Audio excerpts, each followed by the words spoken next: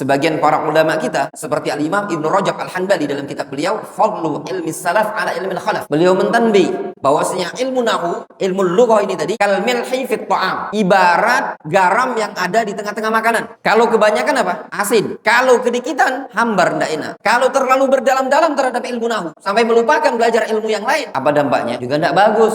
Tapi kalau antum ndak belajar nahwu dan juga belajar bahasa Arab, gimana antum ingin mempelajari ilmu-ilmu yang lain? Sedangkan kita para ulama dengan berbahasa Arab, Al-Quran dan hadis dengan berbahasa Arab, sehingga butuh antum wasilah untuk memahami ilmu syar'i, diantaranya ilmu nahwu. Apa faedah belajar ilmu nahwu? Diantaranya saunul lisan anil khata' fil kalam wal kitabah, menjaga lisan dari kesalahan ketika berbicara dan menulis. Dan diantaranya apa? Al-isti'anah ala fahmil kitabi was sunnah, al-isti'anah ala dirasatil kitabi was sunnah. Isti'anatu bihi bisa digunakan, bisa dimanfaatkan untuk memahami Al-Quran dan sunnah, bisa dimanfaatkan untuk mempelajari Al-Quran dan sunnah sesuai dengan pemahaman yang benar.